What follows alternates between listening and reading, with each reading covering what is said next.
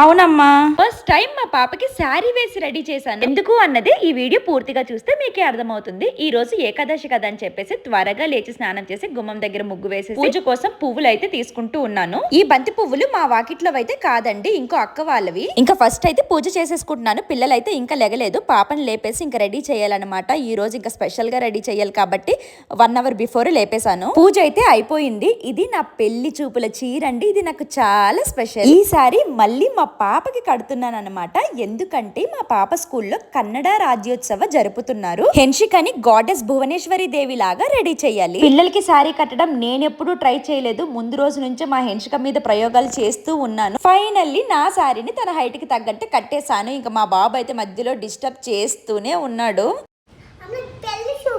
అవునమ్మా, ఇది నా పెళ్లి చూపుల చీర హెన్షిక అంటే, అమ్మ ఇప్పుడు నాకు పెళ్లి చూపులా అనేసి అడుగుతుంది. పదమ్మా ఫొటోస్ దిగుదాం. బాగున్నావా?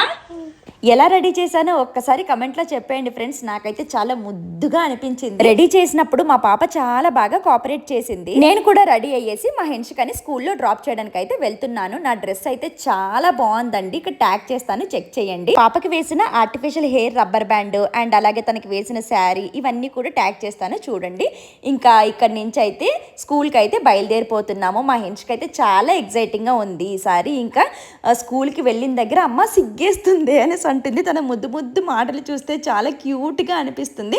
ఇంకా చక్కగా వెళ్ళిపోతుంది అనమాట. ఇంకా టీచర్స్ కూడా చూసి వావ్ అనేసి అన్నారు. మిగతా పిల్లలందరూ కూడా డాన్స్ చేశారనమాట. మా హెన్షిక భువనేశ్వరి దేవి అనమాట. ఈ రోజుకి పాపని స్కూల్లో డ్రాప్ చేసేసి మళ్ళీ ఇంటికి వెళ్ళేసి బాబుకు తినిపించేసి మళ్ళీ స్కూల్కి అయితే రమ్మన్నారు, ప్రోగ్రామ్ ఉందని చెప్పేసి. ఇంకా నేను ఆ పనులు చూసుకొని స్కూల్కి అయితే వచ్చేసాను. నేను వచ్చినప్పటికే పేరెంట్స్ అందరూ కూడా వచ్చేసారు. హెన్షికని చూస్తే నాకు చాలా బాగా అనిపించింది. సో ప్రతి ఒక్క పేరెంట్స్ కూడా అంతే కదండి, పిల్లలు ఏదైనా చేస్తే చాలా ప్రౌడ్గా ఫీల్ అవుతూ ఉంటారు. ఇంకా ప్రతి పేరెంట్ కూడా చక్కగా వీడియోస్ అయితే తీస్తున్నారు వాళ్ళ పిల్లల మెమోరీస్ని క్యాప్చర్ చేయడానికి. ఇంటి దగ్గర నుంచి మాత్రం మా హెన్షికని చక్కగా రెడీ చేసి పంపించాను. ఇంకా సడన్ గా అక్కడ చూసేసరికి మూతి మీద వేసిన లిప్స్టిక్ మొత్తం ముఖం మీదే కనిపించింది. నన్ను చూసి పరిగెత్తుకుంటూ వచ్చేసింది. ఇంకా ఫైనల్ గా పిల్లలందరినీ కూర్చోబెట్టి అలా ఫొటోస్ అయితే తీసేసాం.